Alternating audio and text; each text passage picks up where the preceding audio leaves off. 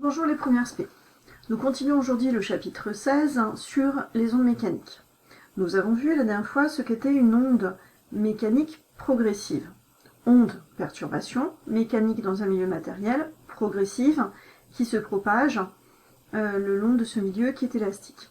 Aujourd'hui, nous avons rajouté un terme à tout cela, c'est onde mécanique progressive périodique. Pour vous démontrer la périodicité de ces ondes, je vous propose un petit simulateur. Nous voici devant un simulateur. Vous voyez un robinet dont la goutte tombe au niveau d'une surface. Donc ça reprend effectivement la goutte d'eau ou le caillou jeté dans l'eau. On voit effectivement les ondes progresser et s'écarter, mais si vous voulez voir les choses plus simplement, allons voir une vue latérale. Ici, donc la goutte d'eau crée une vague qui progresse en partant du point d'origine et qui s'écarte effectivement vers la droite. Si l'on regarde à présent les positions ici, alors on va s'arrêter, on va positionner par exemple à cet endroit-là. Nous allons voir donc le premier lecteur est gris clair.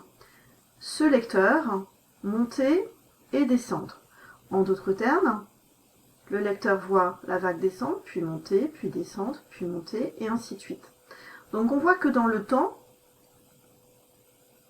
le lecteur monte et descend. On dit que ce phénomène est périodique. Ce phénomène est périodique, et donc on va définir l'intervalle du temps au bout duquel l'état vibratoire est le même, en d'autres termes, soit entre deux creux, soit entre deux bosses. Et on va voir que cet état vibratoire va correspondre à peu près à 2 secondes sur l'écran. Puisqu'au cours du temps, ici, on voit bien qu'il monte et il redescend. Et il se retrouve dans le même état vibratoire à peu près au bout de 2 secondes, puisqu'un carreau correspond à 1 seconde. Donc, on a ici une périodicité qu'on appelle temporelle, périodicité que vous connaissez déjà. Maintenant, plaçons un deuxième lecteur. Alors pareil, je vais arrêter pour le positionner correctement. Donc je mets le premier par exemple ici, et le deuxième juste à cet endroit-là. Là, on voit que j'ai placé 2 détecteurs à 2 endroits différents. À ces 2 endroits différents, pour autant, vous voyez qu'ils subissent la même perturbation au même moment. Si je fais un arrêt sur image, on voit effectivement qu'ils se trouvent dans le même état vibratoire. Attention, là j'ai fait un arrêt sur image. En d'autres termes, ils sont positionnés à 2 endroits différents. Si je place 1 mètre entre ces 2 positions, je vois qu'ils sont séparés de 2,6 cm. Ce 2,6 cm va correspondre à la distance la plus courte qui sépare le même état vibratoire. Ici, on n'est pas dans une périodicité temporelle. Il y a bien répétition, nous voyons ici, nous voyons là, entre 2 creux, ou entre 2 bosses. Ici, il s'agit d'une périodicité spatiale. Cette périodicité spatiale qui va correspondre à ces 2,6 cm, c'est ce qu'on va appeler la longueur d'onde. La longueur d'onde, c'est la distance la plus courte qui existe entre 2 points de l'espace qui se trouvent dans le même état vibratoire. Donc comprendre effectivement qu'une onde est périodique si elle possède ces 2 périodicités. Revenons au cours. Donc j'ai bien défini périodicité temporelle, celle que vous connaissez déjà. La grandeur qui symbolise la périodicité temporelle, c'est la période. Elle est en secondes. Et notez bien que l'axe sur lequel on lit une période, c'est bien l'axe des abscisses.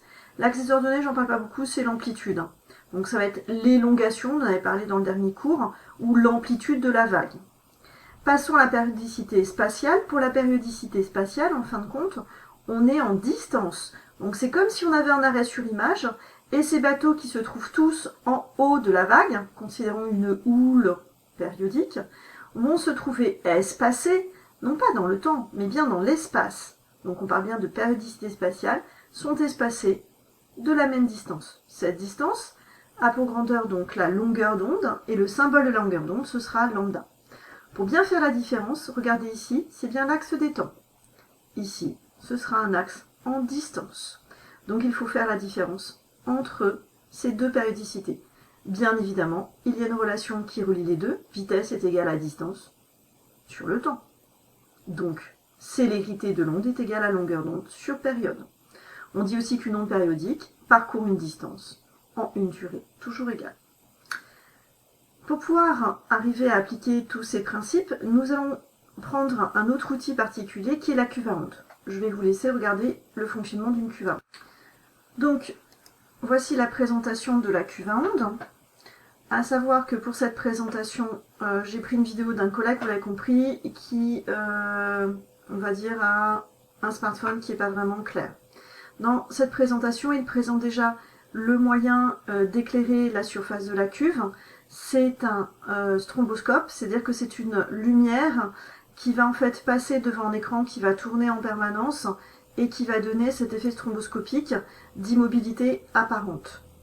Donc là on voit le stromboscope qui est mis en place, qui va éclairer en fin de compte ces vagues au fur et à mesure du temps, ici.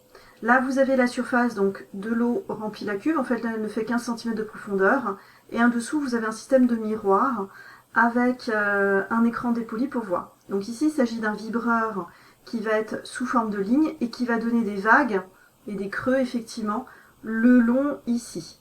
Ces vagues et ces creux sont éclairés en lumière stromboscopique, donc du dessus on ne voit quasiment rien, mais si l'on regarde effectivement la cuve éclairer la surface de l'eau, on va voir effectivement sur l'écran dépoli des franges claires et des franges sombres. Les franges claires et les franges sombres sont tout simplement liées. Les clairs, c'est quand la lumière traverse un creux, donc en fait il y a très peu d'eau, comme il y a très peu d'eau ça fait une partie claire, et la partie sombre est liée tout simplement quand la lumière a une épaisseur d'eau plus épaisse, ça crée une ombre, et donc ça va créer la partie ombrée de l'image. Quand la paille qui émet les ondes se trouve être juste une pointe et non pas un râteau complet, on voit alors que la cuve à ondes va former en fait des cercles qui s'écartent les uns des autres, comme la goutte d'eau à la surface de l'eau.